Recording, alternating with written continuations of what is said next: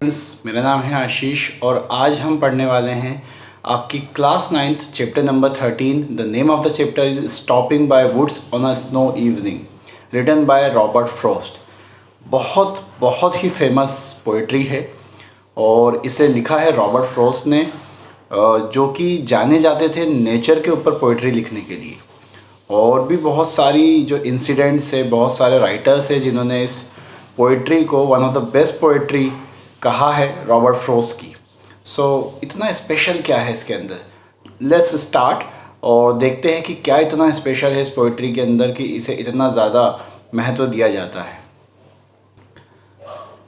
Stanza 1, whose woods these are, I think I know, his house is in the village. तो यहाँ पर आप देख सकते हैं चित्र के अंदर कि एक जंगल सा दिखाया गया है।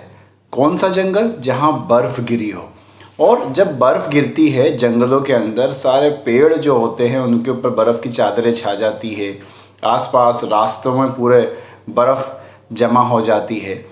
ऐसे में एक घुड़सवार अपने घोड़े पे सवार होकर उन जंगलों की ओर निकला है और वो क्या कहता है? हुज वुड्स दीज आर, ये जंगल, ये वुड्स का मतलब यहाँ पे जंगल निकलेगा। हुज वुड्स दीज आर, ये जंगल किसके हैं? आई थिंक आई नो, मुझे पता है ना। His house is in the village though, है ना। अब वो क्या कहता है कि ये जंगल जिस शख्स का है ना, उसका घर तो गांव में, मतलब वो खुद तो गांव में रहता है लेकिन वो इस जंगल का मालिक है।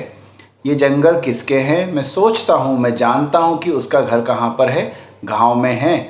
He will not see me stopping here, क्योंकि वो तो गांव में रहता है और गांव में रहता है, वो यहाँ पे तो आ नहीं सकता, इसलिए he will not see me stopping here, वो नहीं देख पाएगा कि मैं यहाँ पे रुका हुआ हूँ, है ना, और बर्फ़ को देख रहा हूँ। To watch his woods fill up with snow, तो वो शख्स जो गाँव में रहता है वो ये नहीं देख पाएगा कि मैं यहाँ रुका हूँ और उसके जंगल के अंदर ये जो बिखरी हुई है चारों तरफ स्नो, मैं उसे देख रहा हूँ, मैं उसे देखूँगा। आगे सेकंड स्टांजा में क्या कहता है? My little horse must think it queer. लेखक ने पहले स्टांजा में ये कहा है कि इतना सुंदर ये जंगल लग रहा है बर्फ़ गिरने के बाद, और नेचर जो है वो पूरे अपने बिल्कुल उफान पर है। मैं रुकना चाहता हूँ, मैं देखना चाहता हूँ, और जिसका भी जंगल हो, मुझे कोई मतलब नहीं किसका जंगल है ये, मुझे बहुत अच्छा लग रहा है ये और मैं रुक कर देखना चाहता हूँ। देखिए यहाँ पर जो है पोइट हमारा जो इंसान है और जो नेचर है उसके बीच के एक बहुत ही क्लोज़ रिलेशनशिप को बता रहा है और बता रहा है कि नेचर बहुत सुंदर होती है, नेचर बहुत सुंदर सुंदर चीज़ें हमारे सामने प्रोड्यूस करती है, लेकिन पैसों की दौड़ के पीछे भागा हुआ इंसान नेचर को एंजॉय नहीं करता है। वो रुकना नहीं चाहता, वो नेचर को देखना नहीं चाहता, वो नेचर से बातें नहीं करना चाहता।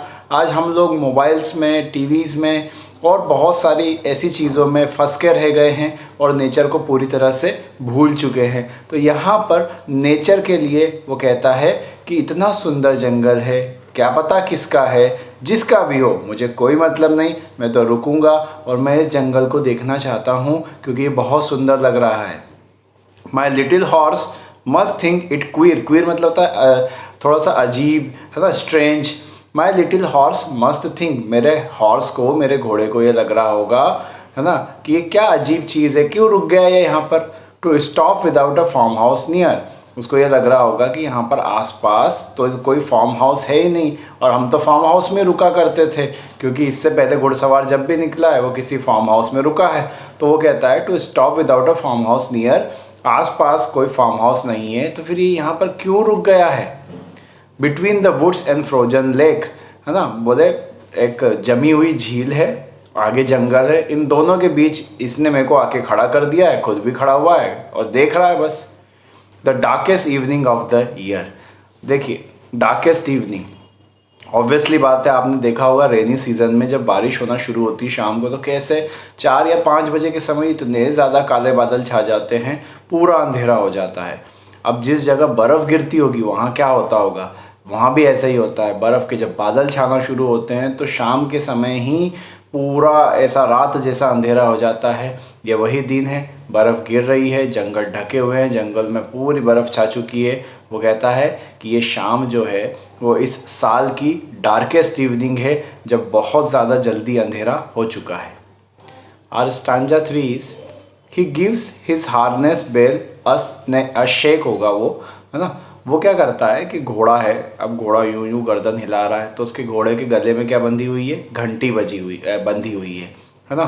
To ask if there is some mistake, वो घोड़ा ऐसा मुझे लगता है कि मेरा घोड़ा मुझसे पूछ रहा हो घंटी बजा के और यूं यूं करके गर्दन हिला के कि अरे भैया ये कहाँ रुक गया, कहाँ जाना था अपने को, तू यहाँ क्यों रुका हुआ है, क्या देख रहा है यहाँ खड़े होकर तू, है ना। कहीं कोई गलती तो नहीं हो गई, हमको जाना कहीं और था, हम यहाँ तो नहीं रुक गए बेवजह ही। तो जैसा कि हमने यहाँ पे हिंदी में लिखा हुआ भी है, मैंने आपके लिए ट्रांसलेशन कर रखा है, आप इसको आराम से पढ़ सकते हैं कि अपने साजो सामान में लगी हुई घंटियों को यह पूछने के लिए वो हिलाता है कि क्या कोई गलती हो रही है, क्योंकि घोड़ा आश्चर्य कर रहा है कि फार्म हाउस है नहीं, कुछ भी यहाँ है नहीं, खाने को है नहीं, लोग है नहीं, क्यों रुक गया भाई जंगल के अंदर। The only other sounds the weep of easy wind and downy flake.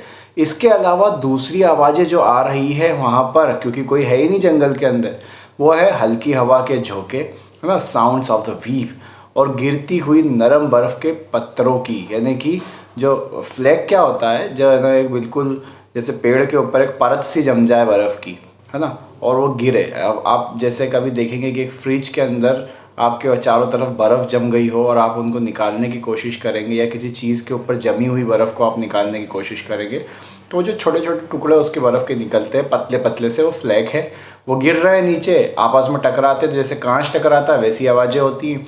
यहाँ पे भी वही हो रहा है कि इसके अलावा, है ना, वो जो घंटियों की आवाज़ घोड़े ने करी, उसके अलावा अगर दूसरी आवाज़ कोई जंगल में आ रही है तो वो हवा के झोंकों की है, और गिरती हुई नरम बर्फ़ के जो फ्लैक्स है उनकी आवाज़ है, और इसके अलावा जंगल में कुछ भी नहीं है।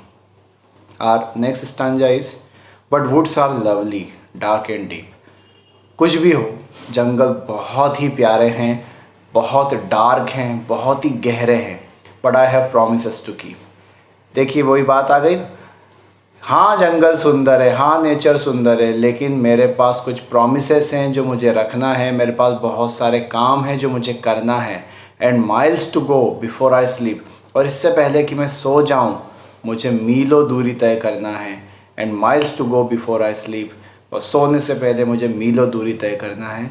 इट मीन्स एक इंसान, एक शख्स जो है ना, वो बहुत सारी चीज़ों से अट्रैक्ट हो सकता है, बहुत सारी चीज़ों का उसको ज़िंदगी में थाम सकती है, लेकिन रुकना नहीं है, आगे बढ़ना है। अपने प्रॉमिसेस जो आपने अपने माँ बाप से किए हैं, अपने जो दूसरे लोगों से कर रखे हैं, जो देश से किया है, वो प्रॉमिसेस आपको रखने होंगे। आप किसी चीज़ के बंधन में फंस के रह नहीं सकते, आपको सिर्फ आगे बढ़ना है और सिर्फ आगे बढ़ना है, इससे पहले कि आप सो जाएं।